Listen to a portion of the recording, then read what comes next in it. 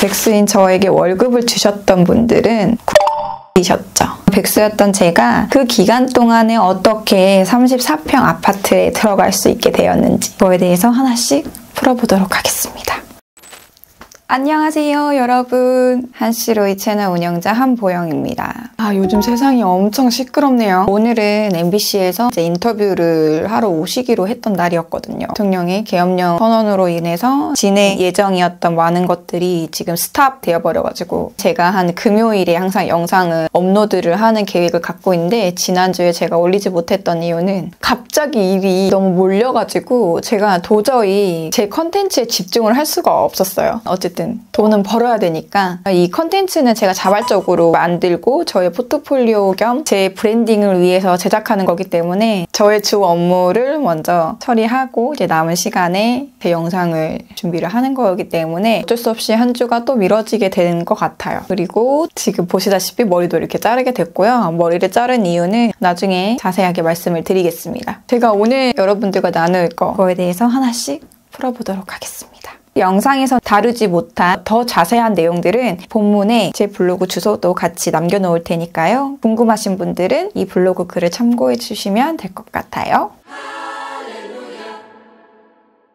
저는 21년 11월 15일에 임신 진단을 받았습니다. 그리고 22년 7월에 출산을 했고요. 그리고 지금까지 온 것 같아요. 제가 임신을 하고 가장 먼저 했던 거는 아이랑 살 수 있는 집을 마련하는 거였어요. 그것도 제 지인들이 좀 많이 있는 그 지역으로 옮겨서 살아가고 싶었어요. 그때 당시에 특정한 지역에서 전세 아파트를 살 수 있는 거를 알아봤는데 그때 당시에 전세 임대라고 해가지고 그러니까 전세금을 임대를 해주는 그런 제도가 있었고 지금 현재도 존재하고요. 저는 경기도권이기 때문에 1억 3,500만 원의 전세금을 지원을 받을 수 있었어요. 물론 여기에 자기 부담금 675만 원은 제가 내야 되고요. 그 나머지 차액에 대해서는 지원금을 받을 수 있고 이거에 월 이자를 매월 납부를 하면 되는 시스템이었습니다. 그때 당시에 알아봤던 집이 굉장히 전세가가 약간 거품이 낄 정도로 너무 많이 대폭 상승하고 있었던 상황이었어요. 전세 매물이 없으니 전세가가 오를 수밖에 없는 상황이었고 그때 정말 가뭄에 콩나듯 딱 하나의 매물이 나왔는데 그 집이 바로 이 집이었습니다.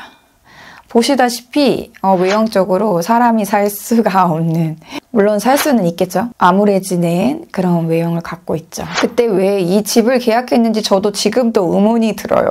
재테크 공부도 하고 부동산 공부도 하고 있다 보니까 보는 시야가 좀 달라져서 그런지 그때 당시에는 그냥 간단하게 저의 성향을 말씀드리면은 명품도 관심 없고 지금도 가방 없이 그냥 아예 기저귀 가방 같은 것도 그냥 평소에 들고 다닐 정도로 관심이 없다고 하는 게 맞겠죠. 제 수준을 정확히 알고 제 수준의 이상의 것을 바라거나 갈망하거나 이거를 얻지 못한 것에 대해서 제 자신을 자책하거나 그러지 않았던 것 같아요. 그냥 하루하루 내 수준에 맞게 최선의 선택을 하면서 살았던 것 같아요. 그래서 그때 당시에는 전세가가 다 이 정도 하는구나, 그러면 내가 들어갈 수 있는 집이 딱 이 정도 수준이구나 그냥 가볍게 생각했던 것 같아요. 출산해보지 않았고 아이를 키워본 적이 없는 초보 엄마였기 때문에 이런 곳에서는 아이를 키울 수 없구나라는 거를 그때 당시에는 자각하지 못했어요. 그리고 알게 됐죠. 4가지의 문제점이 있었는데요. 첫 번째는 유모차를 끌고 다닐 수 없는 계단이었던 거죠. 요즘 아파트는 보안에서 나오는데 이곳은 25년 된 주공 아파트이기도 했고 기본적으로 계단밖에 없었어요. 저처럼 이제 혼자 아이를 키우는 사람들이 한번 나가려고 하면은 유모차랑 아이랑 같이 여기 안에 태우고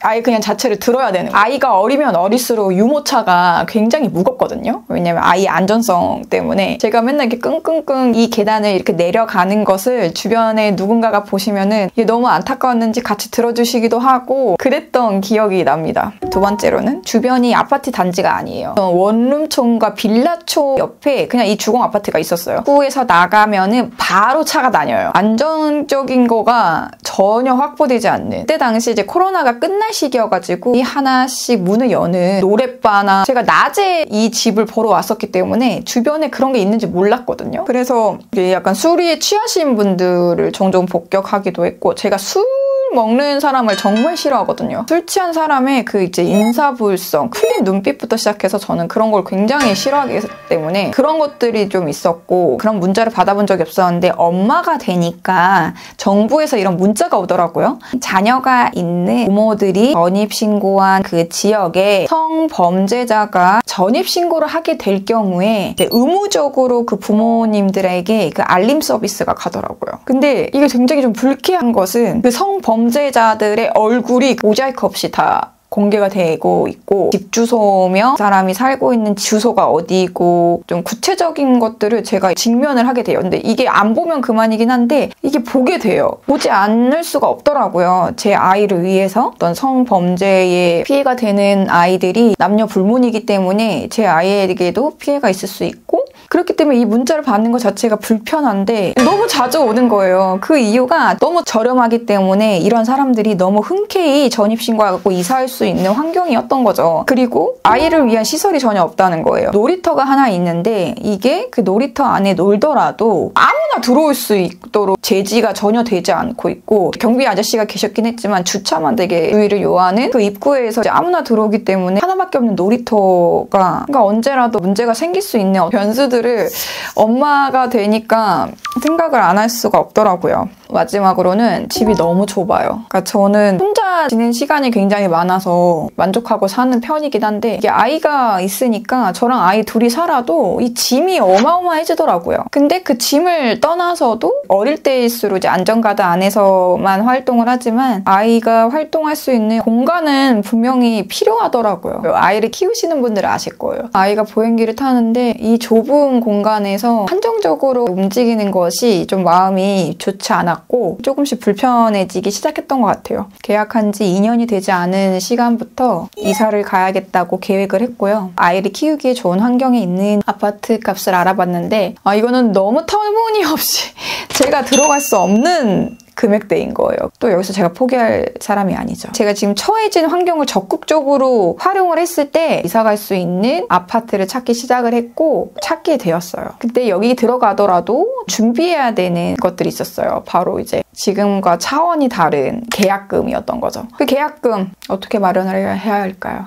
미혼모들은 아이가 태어나면은 정부의 지원을 받을 수 있는 조건이 생기게 됩니다. 조건부 수급자라고, 근로 능력은 있는데 자활 사업을 참여하는 조건으로 생계 수급을 받을 수 있도록 조건을 만들어주는 건데요. 그 안에서도 이 자활 사업을 참여하지 않아도 생계급여를 받을 수 있는 유예 조건들이 또 따로 있어요. 근데 그 유예 조건에 이제 미혼모들의 상황이 부합되기 때문에 지원을 받게 된 상황이었습니다. 지금까지도 아이와 제가 살아가는데 굉장히 큰 도움을 받았거든요. 정부를 통해서 도움을 받았지만은 정부는 이 역할을 수행하는 대리인 역할일 뿐이고, 실질적으로 저와 제 아이 그리고 다시 보통 사람들처럼 소득 생활을 할 수 있도록 그 기반을 마련하기까지 버틸 수 있는 힘이 되어주셨고, 백수인 저에게 월급을 주셨던 분들은 국민들이셨죠. 국민들이 저와 제 아이를 지금까지 먹여 살려주셨어요. 그래서 저는 언젠간 이거 얘기를 꼭 하고 싶었어요. 두 번째 영상은 제가 여러분들한테 감사하다는 인사를 꼭 드리는 콘텐츠를 제작해야겠다 생각을 했었거든요. 그래서 이 자리를 빌어서 감사 인사를 드리고 싶습니다. 저와 제 아이를 지금까지 먹고 살 수 있고 이 상황을 적정 수준까지 끌어올리는 데에 있어서 굉장히 많은 도움을 받았습니다. 여러분들이 피땀 흘려서 벌었던 소중한 소득의 일부를 저와 제 아이에게 그리고 또 다른 사람들에게 나눠주셔서 너무너무 감사드립니다. 덕분에 저희가 살았어요. 진심으로 감사드립니다.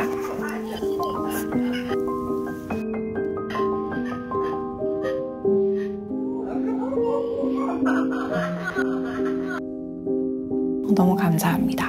국민의 혈세고 저도 8년 이상 월급을 받으면서 직장 생활을 했던 사람이었기 때문에 이 금액이 저에게 당연한 돈이 아니었고 무거운 마음으로 받았던 도움이었기 때문에 정부에서 지원받은 모든 돈을 기록하기 시작했습니다. 내가 이 돈을 언젠가는 감사하다는 말을 할 수 있는 근거가 될 수 있을 거라고 그때 당시에 그냥 어렴풋이 생각했던 것 같아요. 그래서 기록을 하기 시작했어요. 지금처럼. 수급 수급자들이 이 수급 자격을 박탈한다, 정지한다라는 그런 표현을 탈수급이라고 하더라고요. 탈수급을 할 수 있는 날짜를 제 스스로 정했어요. 사실은 계속 수급비를 받을 수 있거든요. 이 돈이 어느 적정 기간 동안에는 필요한 부분은 맞지만은 이 자격을 유지하기 위해서 제 스스로 해야 되는 역할을 하지 않는 것이 조금 이상하다고 생각을 했어요. 수급자 관리를 해주시는 시청 직원분들, 도와주시는 사회복지사, 그리고 각 지역의 행정복지센터 담당자분들한테도 이 계획을 갖고 있다는 것을 모든 분들이 아실 정도로 오래전부터 준비를 해왔고, 제가 목표한 날짜가 거의 끝나가고 있거든요. 그 날짜 이후로는 저는 생계수급비나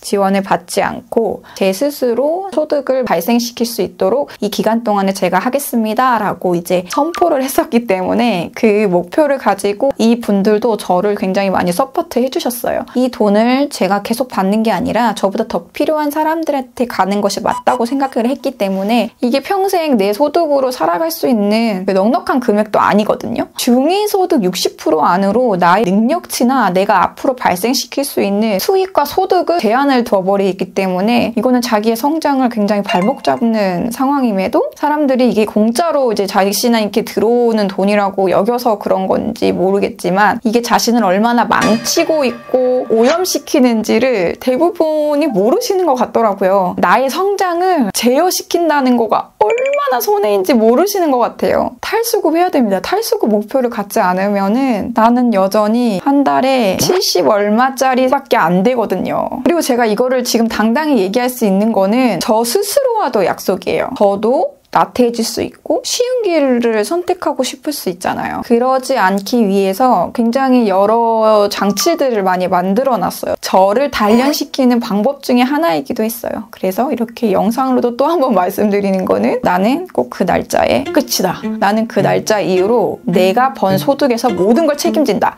이제 이런 마음가짐으로 살아가려고 노력하게 될 겁니다. 저도 처음부터 이렇게 정말 감사한 거구나, 이렇게 깨닫거나 그렇게 여겼던 거는 아니에요. 제가 일을 하지 않고 받는 이 공짜로 얻는 돈에 대한 불편함이 있고 무거운 마음이 있었을 뿐이지 좋은 쪽으로 해석을 했던 거는 얼마 되지 않아요. 그렇게 제가 깨닫게 된 이유는 매일 읽는 성경 때문이었어요.